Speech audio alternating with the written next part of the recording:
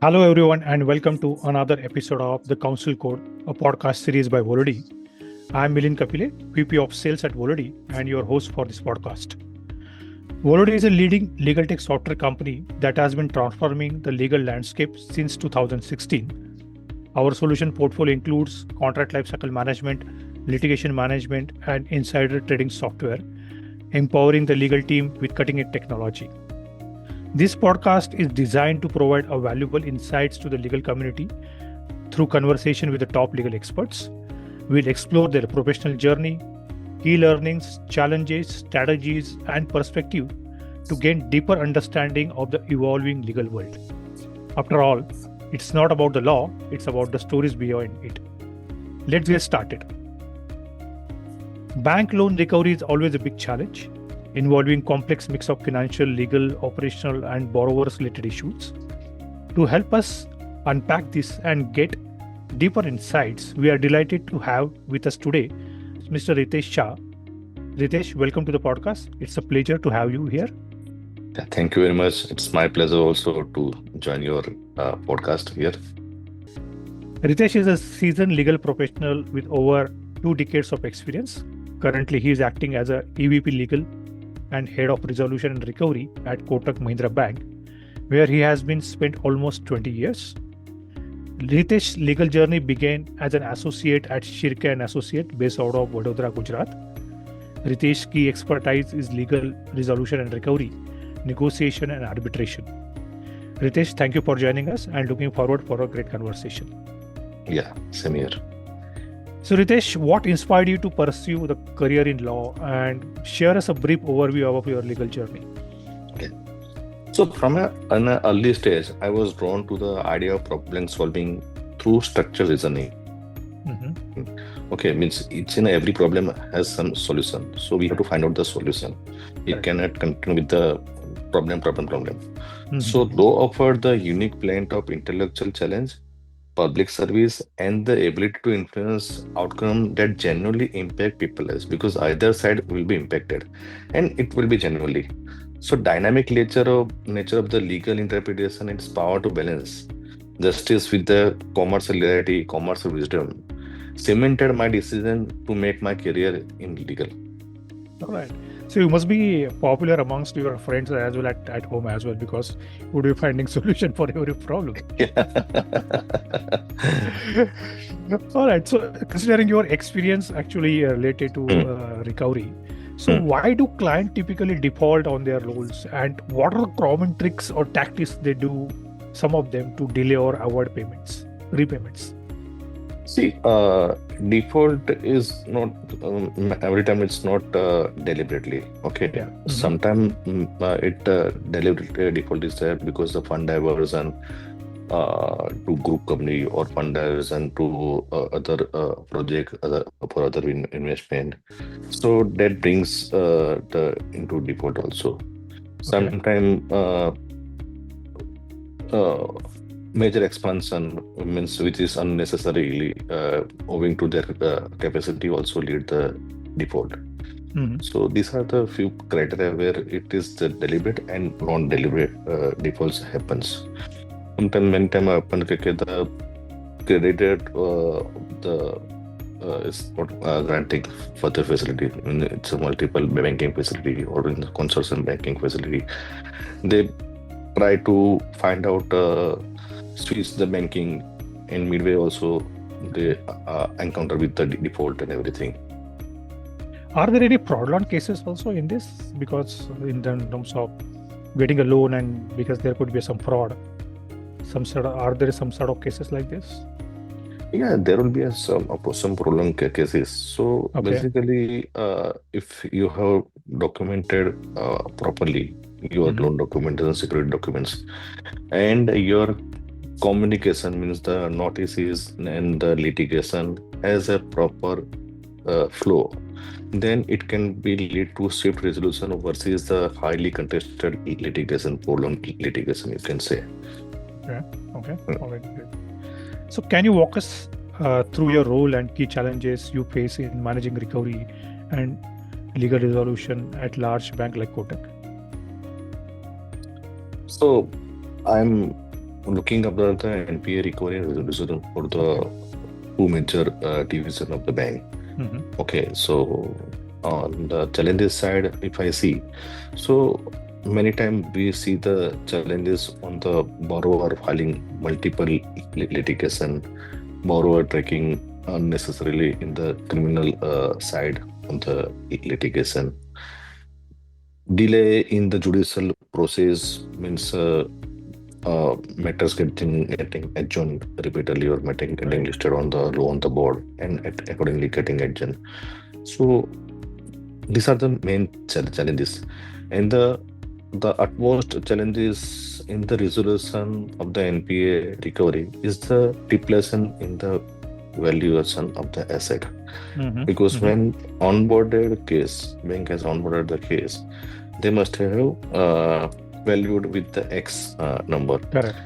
And when accountant NPA and market has the impression that this account is turned NPA, this property is likely to be attached, or it is already attached. So it carries some sometime major demand also. Yes, we can, let's get it, this property is very good. And sometimes it carries some negative attributes also. People may not incline due to demand, market demand, Correct. or the supply in the particular vicinity. So in case the valuation depleting and bank expectation is to get the X value as per the market value, so that is a major challenge, major issue that comes in past. But you have to overcome with each and challenge, each and every problem. So you have to market well that for the liquidation of asset. You have to engage into multiple discussion with the interested party so that they can bid and have interest bidding also to gain the high value. Okay. In case the realization value is lower than whatever has been amount has been granted to them, so how does you manage such a situation? So generally means it's not only we have to go behind only the collateral security. There will be some hypothetical asset also. There will be we can involve the guarantee also. So guarantor assets, whether it's charged to bank or not charged, whether charged to other lender also, we can file appropriate application before the DRT to have a attachment before the judgment. Okay. So by that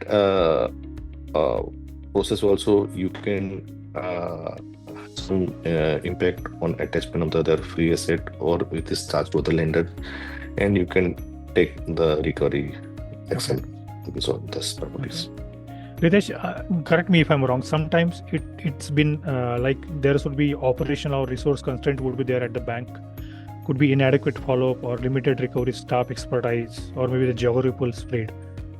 Is this basically sometimes plays a role basically to get the recovery from the person?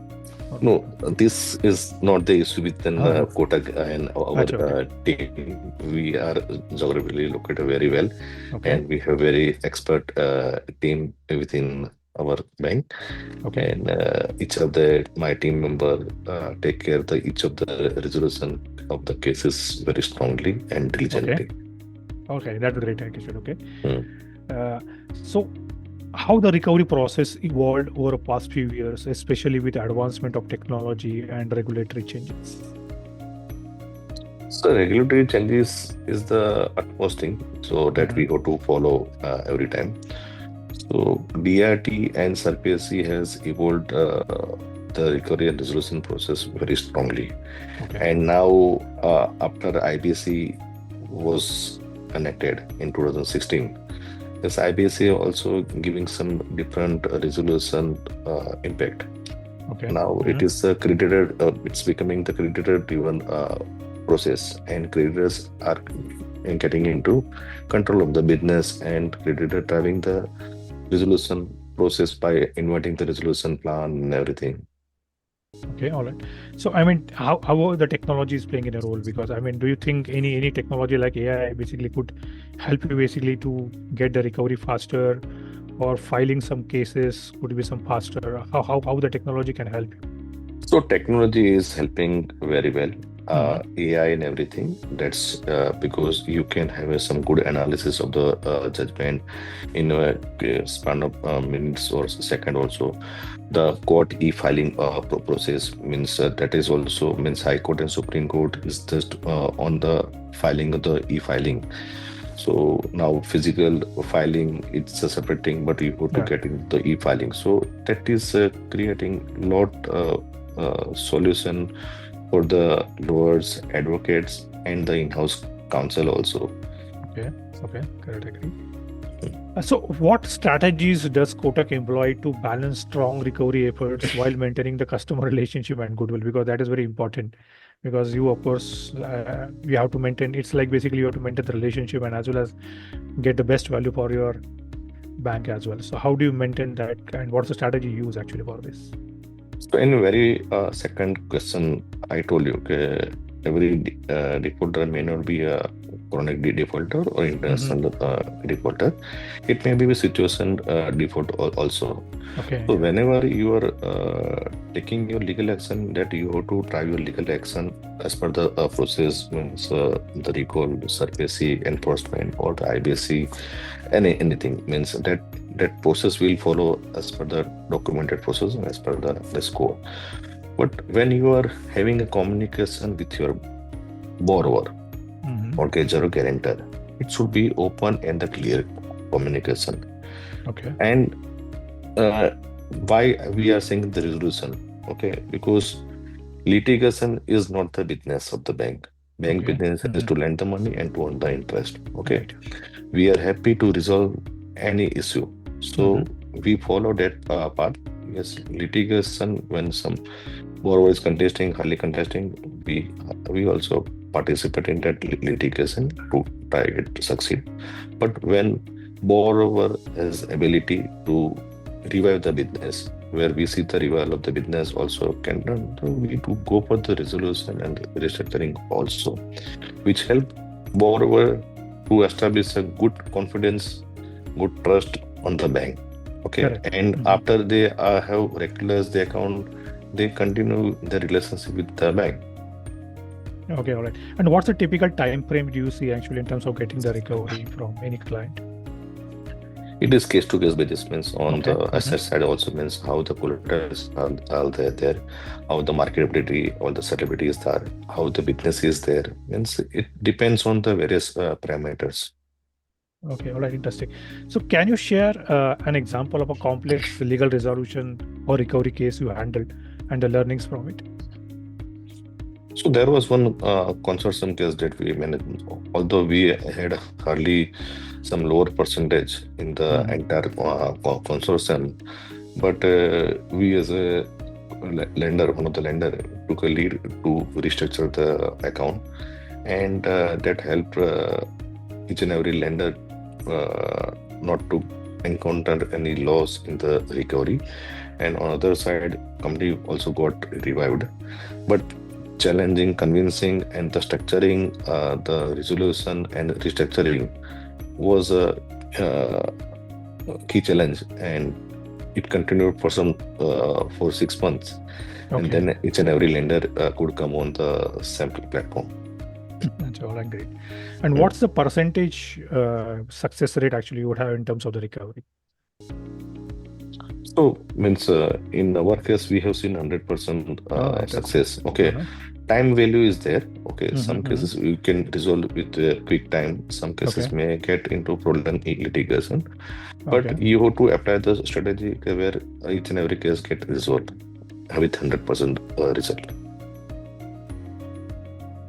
In case where the recovery seems to be impossible, how do you and your team stay motivated and find an innovative solution?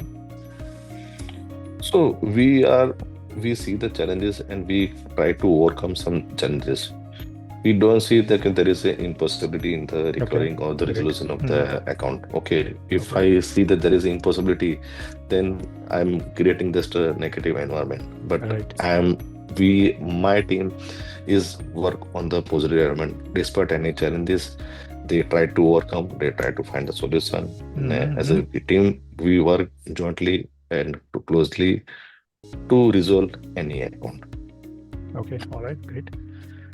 And so how basically the recovery landscape has been changing? Do you think any additional kind of assistant is required basically to make the process more faster?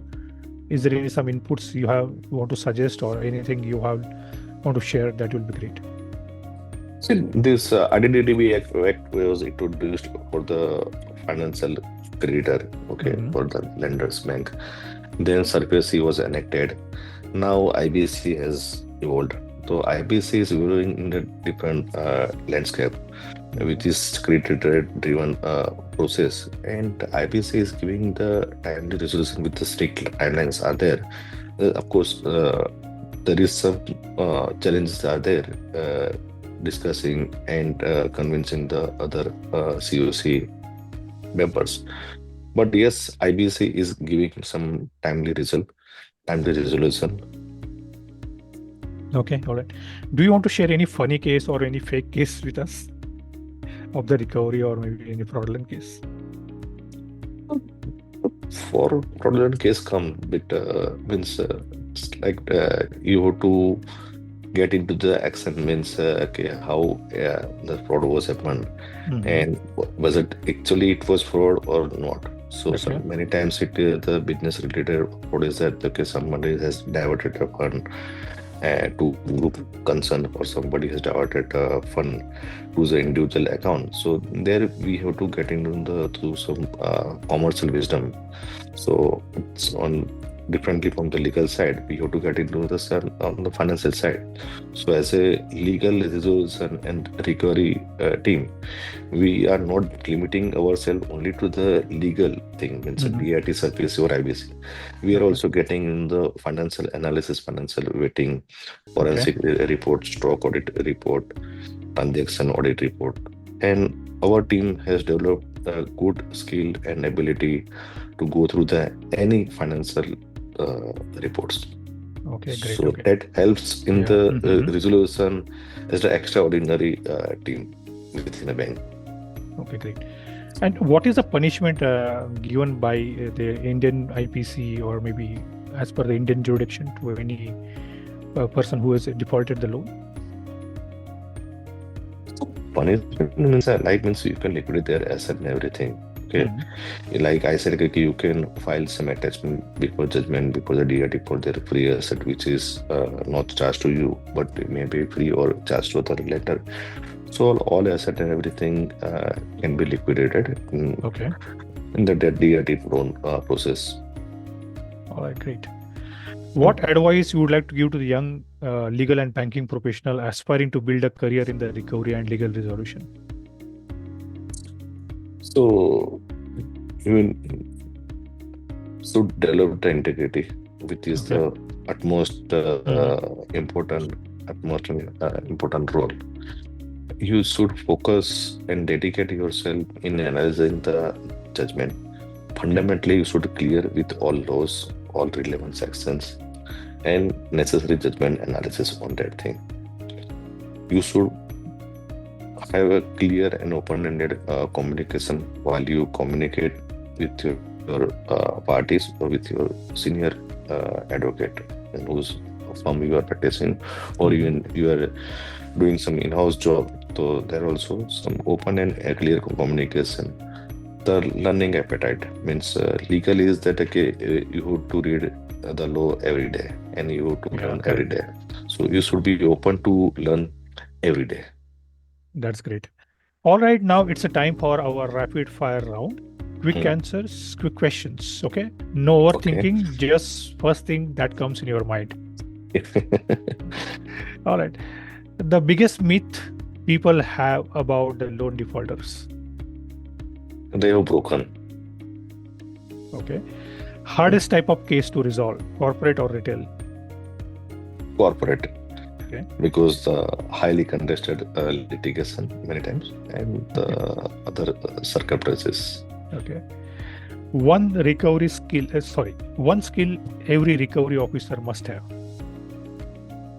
Open and clear and communication. Okay. Court settlement or out of court settlement? Which do you prefer? Out of court settlement preferable, because it has time is essence. So out of court settlement, which can benefit, it's always welcome. Okay. AI in recovery and legal resolution, threat or opportunity? Opportunity. All right. If you were not into the banking, what career you would have chosen? I might have gone to as a event manager. All right. Okay. Coffee during long negotiation, yes or no? Tea. Tea. Okay, great. One habit that helped you to succeed in legal recovery? Reading and making the analysis of each and every cases. Okay. The most creative excuse you have ever heard from a defaulter? I don't have money right now. And the most satisfying part of your closing a tough recovery case? Handing over the closed file to the consent department. Okay, great. And my last question is one legal loophole that defaulters often try to exploit? Maybe weak documentation or weak process. All right. So thank you, Ritesh, so much for sharing your insights with us today. Is there anything you would like to add up before we wrap up?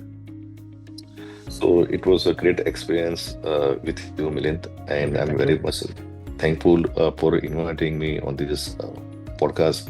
And I really enjoyed the rapid fire question and the earlier questions session. It is totally good experience. Thank you very much. Milind. All right. Thank you, Ritesh. Have a good day ahead. Bye-bye.